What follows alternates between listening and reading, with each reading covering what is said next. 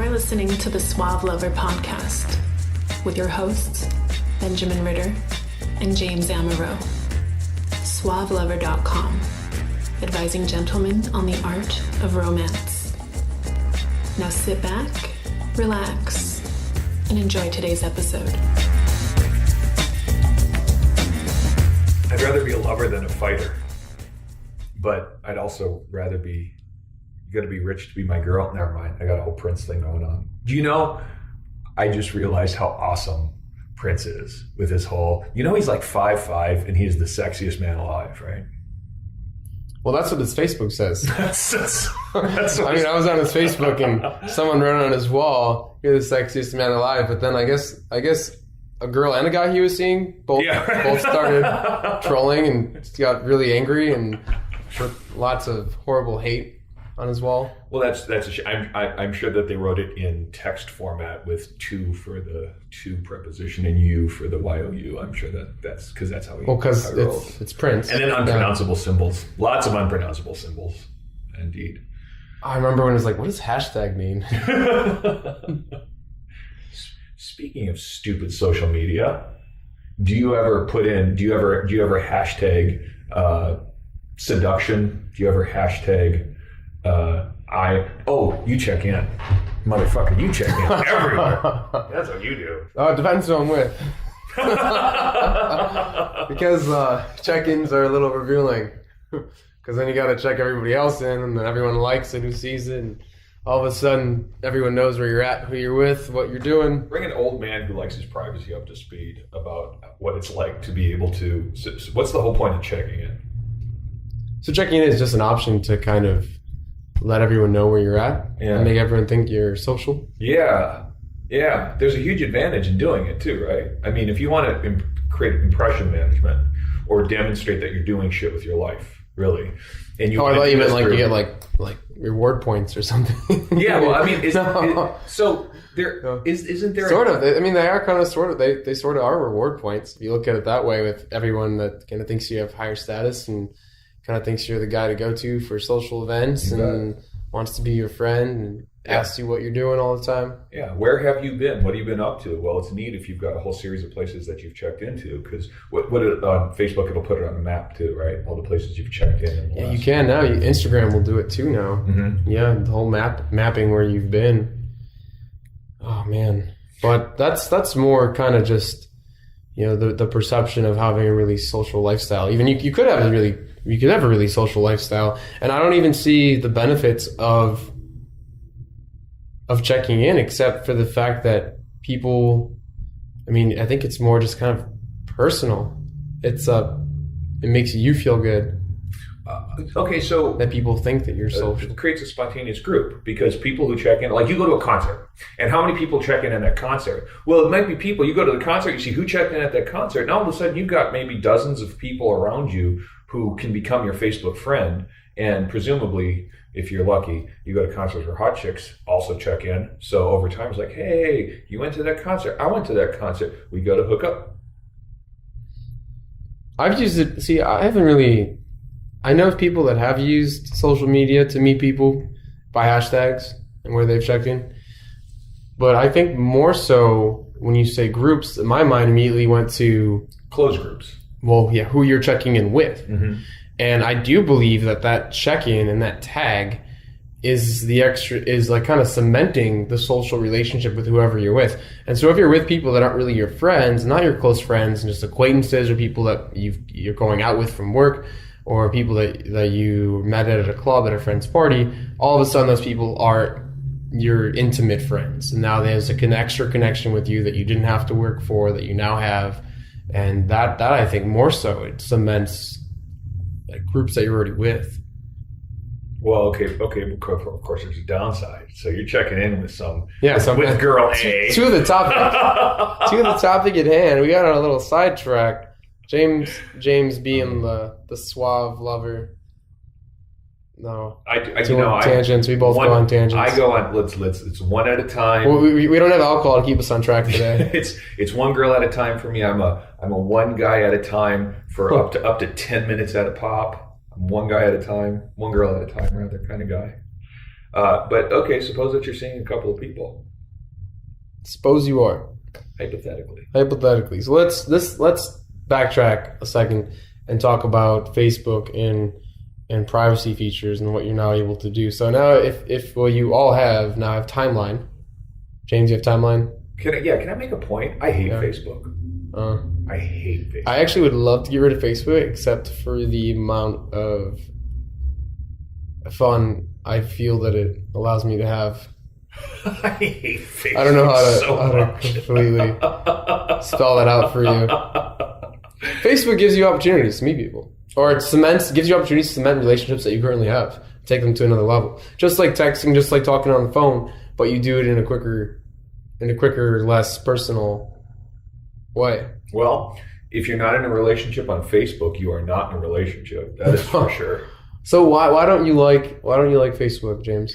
I like my privacy actually quite a lot, and so in Facebook, I have crafted a veneer presentation of myself that is your business, basically. On basically, Facebook. it's the stuff that Facebook is usually a self-directed pictures of you, right? And I'm not interested in the Facebook use for pictures of me. I got enough videos of my ugly mug on the internet. I'm interested in what I have a take on, right? And I think that's more like what Instagram, you take pictures of stuff or whatever you convey, or your blog. But it's really hard to use Facebook for conveying, other than saying, take a picture of your fucking meal when you're out and you got some great, hey, look at this exotic Thai food I have. It's okay, well, at some point 25 people like it. Yeah, I know, it's hilarious. What the fuck is with Thai food this today? And some e-card meme gets floated out, and it's like, that is funny. Okay, fine. There's enough of that. Hilarity injects for that. But what the frustration that I have about Facebook is that it mirrors social interactions so well that you can become satiated without meeting face to face, and that's very frustrating and very troubling. Yes, there's a lot of studies that actually have connected depression to Facebook, people believing that other people have a better life than them or being more social than them. Why can't I have a life like this? Why is no one my friend? You bet, etc. Right. So yeah, I don't like Facebook for that reason. I also don't like Facebook because it causes drama. Yeah. Especially when two people are together or seeing each other, anything can kind of set them off, because Facebook allows someone to investigate into your past. Yep. As well as to assume for your past and your future, I guess, or in present, I guess. Why are you talking to this person? What is this person saying? Why are you here? Why are you there? Let me, stalk you, and let me stalk your interactions with them, because you can do that if you're friends with two people. Sure. You can look at every interaction that they've had. It causes drama. It brings information, or what people think is information or facts, to the light. Mm-hmm. And information that, even if it is fact, doesn't really matter, and just causes people to react in negative ways. I mean, it's tricky, because if you're, in my case, if I were to manage my Facebook profile, which I have done, so that I've got public information and I've got friends information, right? So I've separated out who can see what. Well, then I can still maintain, and I want to do this, mystery with someone who I'm courting, because before I start dating someone, I want to court this prospective lover, and I want to maintain enough mystery. I don't want them to go and see my stupid, ridiculous, funny faces that I'm going to make when I'm way too drunk at a bar. I want enough mystery there that they can project the feelings onto me. That's an important part of courting, is creating distance and. Well, that's kind of funny. That's actually a pretty strong indicator of interest. A girl tracks you down on Facebook. Yeah, it is. Asks to be your friend. Well, for some people. Other people are just Facebook whores. Have you ever? Okay, so apparently you can unrequest. So yeah. I've had enough gals I've been chatting who figure me out, and I get a friend request that vanishes because they pull it out. I said, I have email notifications. I still know that. It's like, fuck. Yeah, I said, why don't we just go ahead? Why don't we? It causes me just to stop, because it's caused so many problems. But then again, So I guess you kind of brought up the fact that you're seeing someone and they want to become Facebook friends. And so they start looking into your past. And you want to limit that because it does take away a lot of the mystery. It causes a lot of drama. And people that, could be your friends now that you used to be intimate with in the past. And most people are stupid enough to have a picture of two people, of them and someone else gangbanging with the entire, with every other one of your girlfriends at the time. Well, it can cause a lot of drama. And so you want to limit that. And, Facebook has made it really hard to restrict one thing. You can't just very hard to restrict just one thing. Yeah. You have to restrict everything. Yeah. And that causes issues too, because then they're like, well, why aren't you showing our photos together? Why can't I see anything? Why can't I tag you? And why can't I tag you?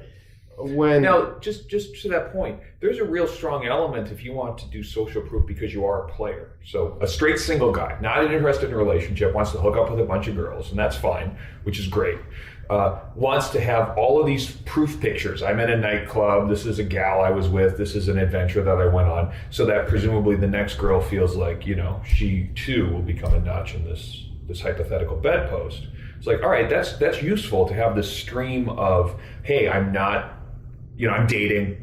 I'm not serious. I'm not settled down. I'm not damaged goods. I'm just dating around, and don't try to get too serious. That conveys, I think, very effectively. Because I know plenty of guys who are community or it can really establish who you like. You can establish your persona. Sure, without even having to establish your persona. That's exactly. They're like, oh, look, the guy I went on a really intimate date with is at a club with another girl today, and they posted a photo of themselves. That's right.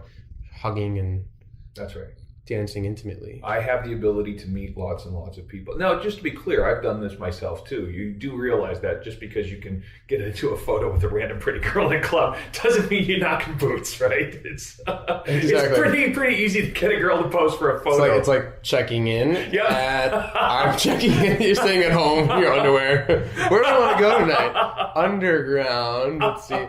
How many people am I with? You get notifications. Yo, man, why are you checking me in at Underground? I'm fucking at home. Yeah, right. But then, so what do you do though when you are actually seeing someone? And there are a lot of things. Yeah. There are a lot of things that maybe are in your past that can cause issues. Because you don't meet someone, and I personally am very private about my previous sexual experiences. Sure. I don't believe that two people need to be like, I slept with this many people. This is who I slept with. This is who I used to, be with. I think that it just causes issues. And I think that there are always people in your life that will send you the weird text message or have the strange booty call, even no matter if you're in a relationship or not. And they will try to get back in touch with you, but that has no effect on your current relationship because the person you're with has no idea this is going on. Right. And as long as you act trustworthy enough and you handle it properly, it doesn't matter that it happens. Facebook, if you're open to the public, gives a very easy way for someone that's thinking about you sexually when you're in a relationship or in your past to come up again. Sure. And that causes problems. And what do you do? How do you handle it? James doesn't have this problem because James doesn't get into relationships. I've never. And James doesn't like Facebook. Broken up with. So I'm gonna have a conversation with myself. I never actually went and stalked every girl I was every ex-girlfriend down or anything like that. I never friended all my exes, and they're like, "You must have got out of something long term that you're sending me a request." It's like, yeah, that is exactly what happened. So at some point you get the pattern, the rhythm. But the people coming back up, this is a new dynamic. It used to be that you had the sort of like wistful nostalgia about the girl from your past. And you couldn't get in touch with her anymore. That's right. She couldn't get... there are no cell phones. That's I would call her parents' house. Hey, excuse me, where does Nicole live now? That's right. Did she graduate, move to Arizona? Oh, she's seeing someone. Can I have her phone? Email? Oh, what's email? And it's like... and now it's just like... Every person in your life is accessible. Oh, it's anyone and everyone, and that different. Oh man, it's and so there's pros and cons. No, I'm just kidding. There's real strong pros and cons. I mean, if you think about it as okay, I don't know about you. I try to stay friendly with my exes, at least on cordial terms, ideally close, but usually you're just not close because if you're with a girl or 6, but I mean, if you're with a girl, you're spending most of your time with that person, and then it's nice to have people in your past too you were close to. However, there gets to be a point where it's like, hey, we should probably I should block you. Yeah. I should not only unfriend you, I should make sure that you just don't exist. So the part about the drama is, I think, all throughout the relationship having an expectation. Because our relationships end badly because they started badly. Because they started out with a misunderstanding or a lie or whatever. Or they develop badly. They end badly because they were bad relationships. Very rarely does a fucking flawless relationship, pardon my French, very rarely does a relationship go really well for a year and then become horrible because everything was perfect for that year. Then everything went terrible. It's not what happened. Person is lying. That's because somebody lied. Somebody cheated. Somebody got bored and they didn't own it. Something like that. Well, in the beginning, they just weren't owning up to what they were missing, what they needed. That's right. And then all of a sudden, it comes crashing down. That's right. But that's you don't have to have a problem with them coming up again or Facebook. I mean, when we're saying what we touched on was just that there's all the people that you used to be with, good or bad, are going to be in your life. Sure. And so what did you do? You delete everybody? See, that's the thing. And it's gotten out kind of in my mind. I think, listen, no matter what I do, if I'm meeting someone or I'm spending a little time with a girl and it may go somewhere, this girl ain't going to vanish. There's no more. You can hook up. You can have one night things. But at some point, if you date for a little while, you're dating. You're going to be together for a long ass time because of this Facebook phenomenon. So I think that changes maybe the tone of, I don't know, how much of a liar you can be. Because there's no point in deceiving anymore. It's like, hey, I'm single. I'm going to own being single. Hey, I'm seeing a couple girls. You're one of them. I have a great time with you. And this weekend, we're not going to see each other because I have plans. And it's much harder it's much harder to do that because you're like, well, the girl's not going to want to see me. She's not getting what she wants. I say, tell you what, if you can negotiate what you want with this girl, chat about it, figure it out. The reason you're seeing multiple girls is usually not merely because it's variety seeking. It's because you're not getting what you want or enough of what you want from one. Yeah, and that's just a whole different topic of just owning the fact that you are not getting what you want and that you're a good person and you're going to treat everyone with respect, but you're not looking to settle down until you're looking to settle down, until you're ready, until you find whatever, until something happens and all of a sudden you're like you get a ball and chain and. Facebook is halfway to a dating site. I wish it included looking for. Yeah. Didn't it used to be random play? What happened to random play?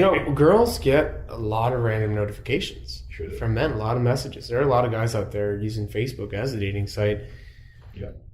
Well, as trying to date. And by the way, God, Facebook is a really good indicator of where a relationship stands. You know how a girl goes, right? A girl uses Facebook as her surrogate boyfriend. Totally. When she's lonely, she puts a message, she gets that instant validation. When she's actually serious with the boy, all of a sudden her notifications, her wall gets really slow. She doesn't say as much. She doesn't contribute as much. She's actually spending time with the guy she likes. Yeah, her phone's down. That's right. That's right. Oh, man. That's right. A note to guys, don't check Facebook when you're having sex with somebody. Right, bad idea. Yeah, don't. Are you sure? Wait, I shouldn't check in. I'm somewhere warm and tight. I know. Guess where? I know it's a slight detour, but as far as mobile devices, I tell you, phone shouldn't be in the bedroom. They shouldn't go near the bedroom. Yeah, keep your damn phone. I mean, I just put mine in my ass. Does that work? I put it on vibrate for a little extra play. I know everybody wants to have a phone next to the nightstand so that you can be notified of, well, what if my aunt dies in the middle of the night? You know what? You're going to be able to sleep through the night, get up in the morning, your aunt will still be dead. There's no point in having your phone next to the bed. Having it buzz and ring all night long. What do you do for an alarm clock? Well, fair enough. You know what you do? You'll put it in the kitchen next to your bedroom so your ass gets out of bed so you can turn the alarm off. That'll get you off. There actually is a function on your phone to silence everything other than your alarm clock. And my iPhone is on James's Nokia black and white. on my StarTAC 9700. Gotta plug it into the outlet to actually possibly. It's a mobile phone because you unplug it from the wall. I agree completely. I think girls use Facebook as a way to gain validation and to feel that they're sexy and all that jazz. And that it decreases when you're in a relationship. But what if it doesn't? What if people what if if you're in a relationship and Facebook is still a mode of validation for two other people?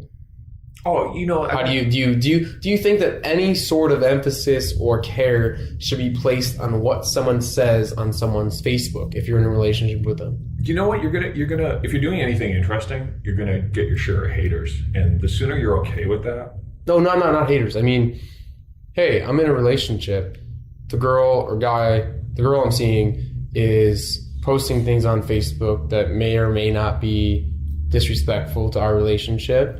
Or the people are responding disrespectfully. That's what I mean. Yeah. If you get something that's disrespectful, or you get something that's rude, or a proposition, or you get, damn girl, I never realized how sexy you were until I saw you in that bikini posing with that guy who was clearly seeing you, and now I'm trying to get with you, subtext. I mean, if you get those, what's nice is you can delete those now. Fortunately, there's a feature. So what do you do in the beginning of a relationship? Do you think that you should have that discussion or do you think that people should understand that, hey, this probably shouldn't be on my wall because I'm in a relationship? I think people should understand that if you're actually standing face to face with the person, you should take the phone out of your goddamn hand and put it down. But people don't seem to get the common that's sense. The thing, though. They don't get the common sense. You get this. I was going to say right now that I've seen multiple people and dealt with multiple people.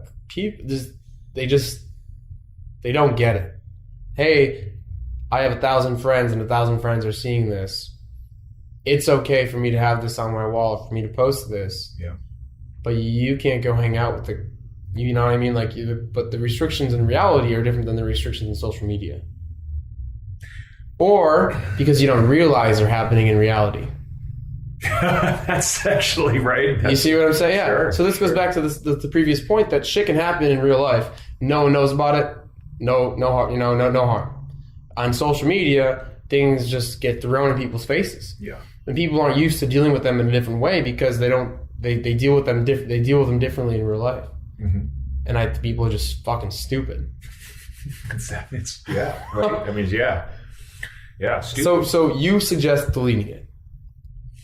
Listen, if someone says something, one of the neat things is you can edit your timeline. Have we been clear what we're talking about? Mm-hmm. Okay.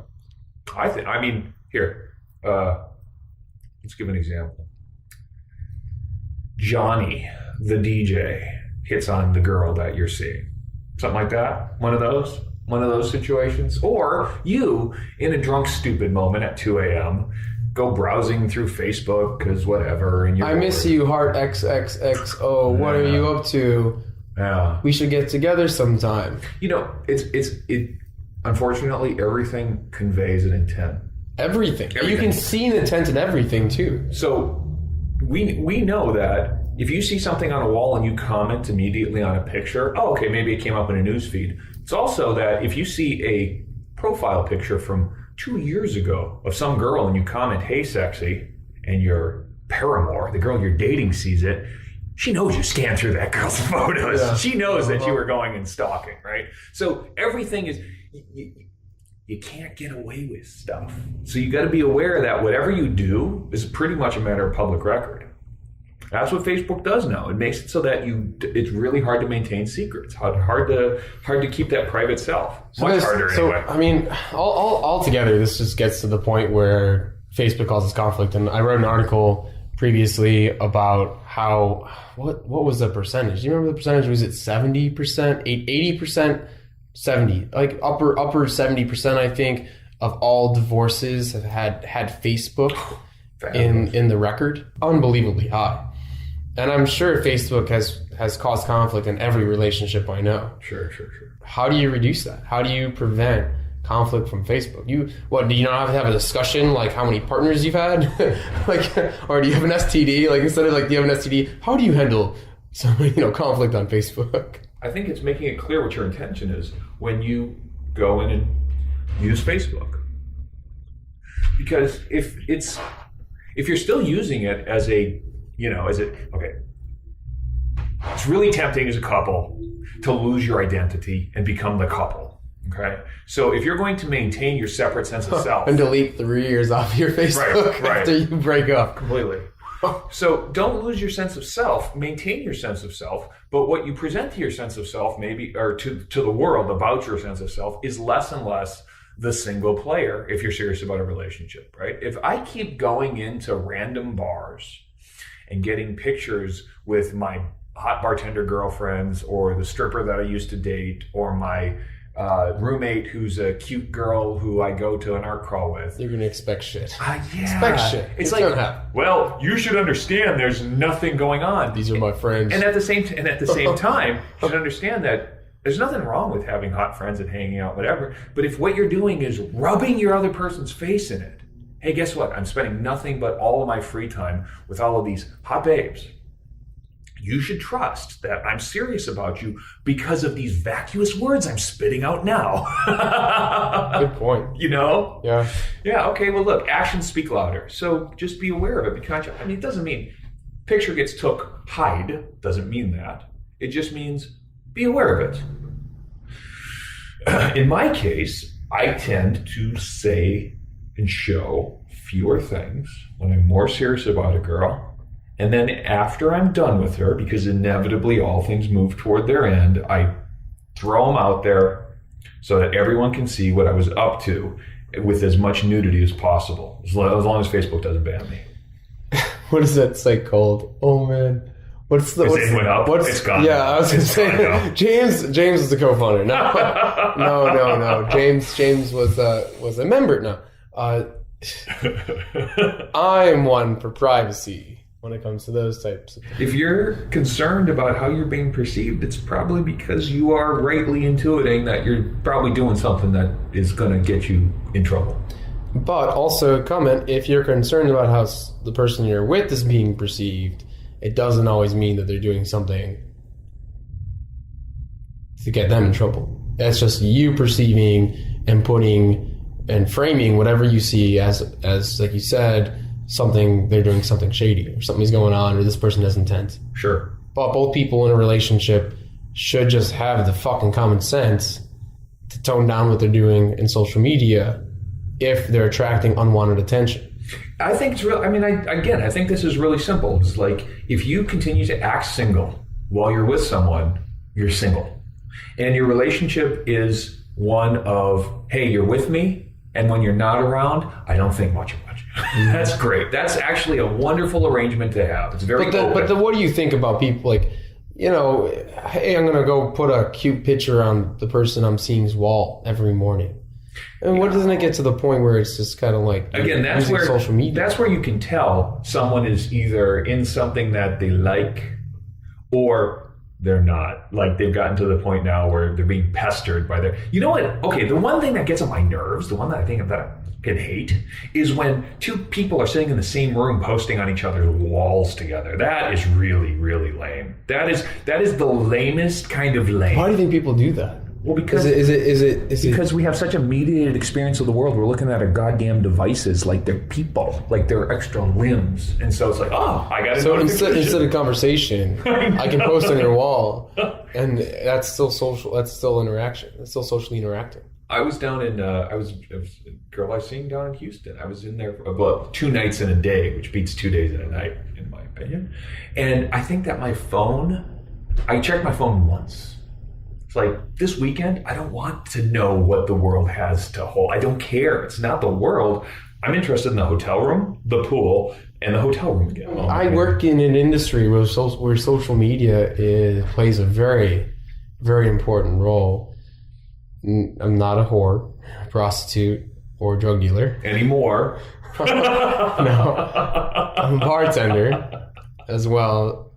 And I need to use it, and I need to give the perception that I am being social and that I do have hot, sexy friends, and I am living the, single lifestyle, and that has its own issues.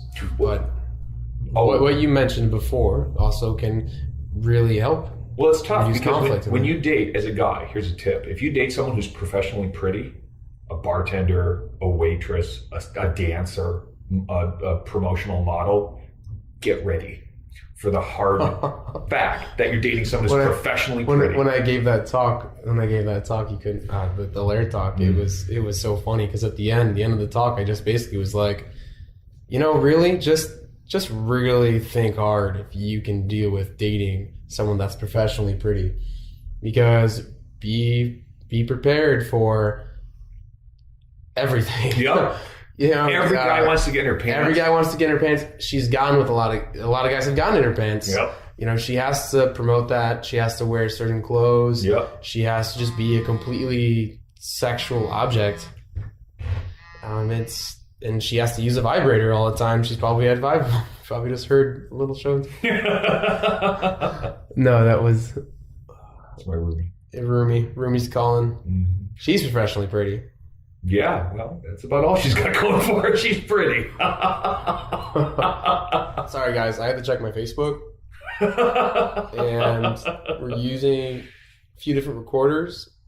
And I just didn't want you guys to hear me cry softly at the fact that the girl that you like so much on Facebook, who you've been cyber-stalking, you met her once awkwardly, and now you're cyber-stalking her, is going on a hot date with a fresh beau. And that kills you.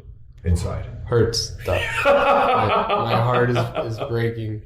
As a guy who's very comfortable and very useful in open relationships, I can tell you this. If the girl that I'm seeing and I have an understanding that we're dating, we're not committed or whatever, I don't care what she does. In fact, it's not one of those, the less I know, the better. It's that I don't care as long as she's getting what she wants. I feel if she knows what she wants and she's getting what she wants, she can get good stuff with me, and then she can go and play in whatever way that she would like. She can go on a rich guy's yacht. I don't care. That mentality, though, also probably changes your actions. So if I don't care about someone that I'm seeing, I'm not checking their social media. I care about her, I will call her, I will text her. Do I give a shit where she's checking into? Do I care what she's posting on Facebook? Do I care what her Instagram has? Right. Absolutely not. Right. And unless it has something to do with me, it's going to be hard. Then that's the thing. It's going to be hard to take it personally and be offended or be slighted. No, I don't even check.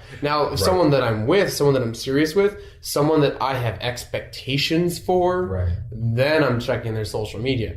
Interested in what they're doing more. So I think so. And when you see something unexpected, that kind of starts the whole rolling ball down the mountain. What else are they doing? I need to be more investigative.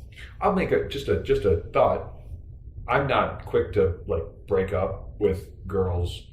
Once I'm broken up, I'm not quick to unfriend them or something like that. However, I do unsubscribe to the feed on the wall for a little while. I think that's actually real sensitive. So when you're invested, that's the point. When you're invested, you're more prone to be. That's right. To get hurt by these conflicts. Sure. And cause conflict. Sure. Yeah. Sure. And I think the big trick there is, are you being honest? Are you being are you violating the agreement that you have? Because if your agreement is, hey, I'm dating, and you're dating. By the way, I think it's really hard. As much as I'm the kind of guy who would do this, I think it's really hard to maintain, I'm seeing other people and I don't want you to. It's hard to do it.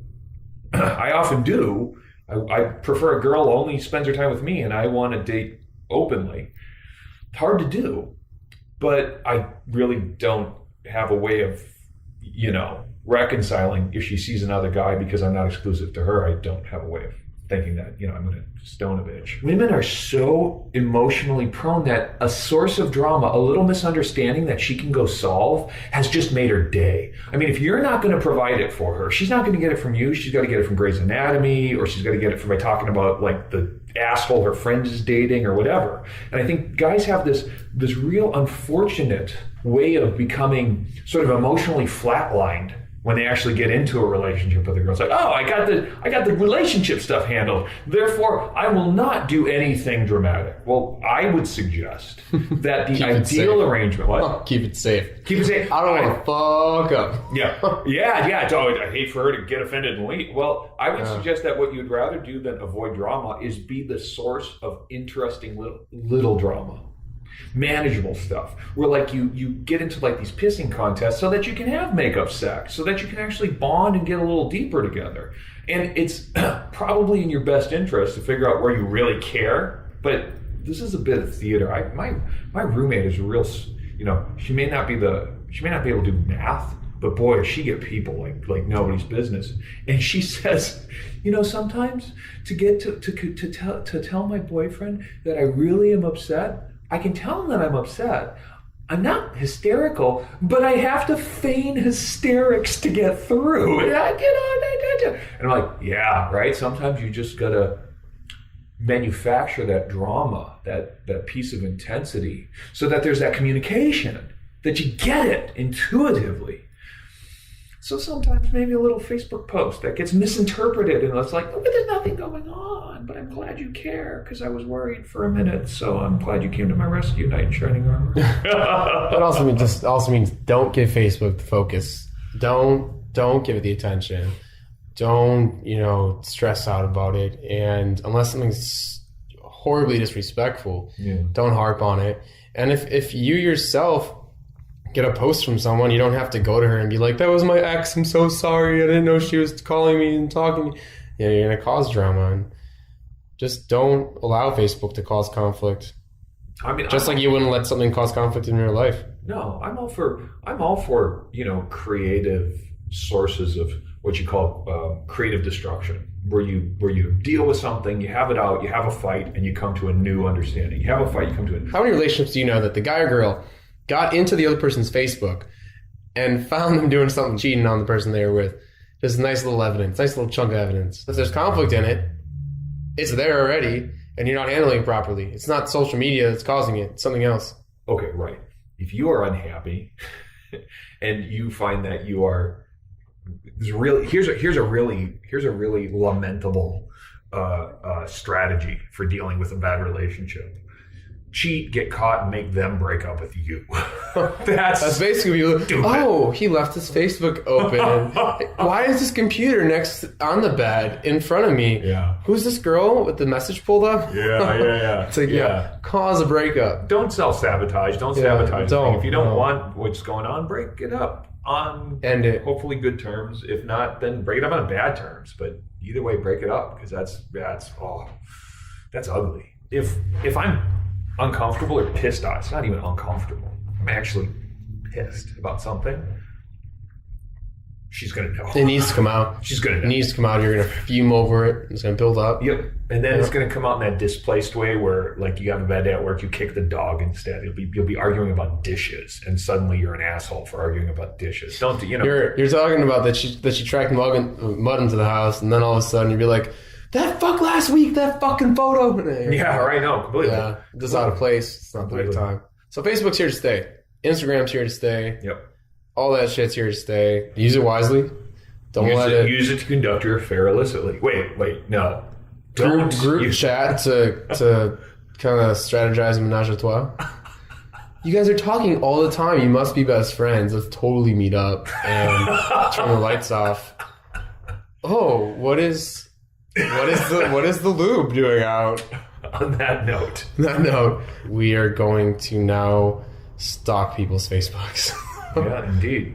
We didn't even get into the whole go dancers that bitch about guys that objectify them and that they're more than just a string bikini. And that's how they post as pictures of themselves naked behind backstage. Man, that's hilarious. If it talks like a Facebook profile and acts like a Facebook profile, it's, they're their Facebook profile. You have been listening to the Suave Lover podcast. Visit suavelover.com to become the kind of man that women crave.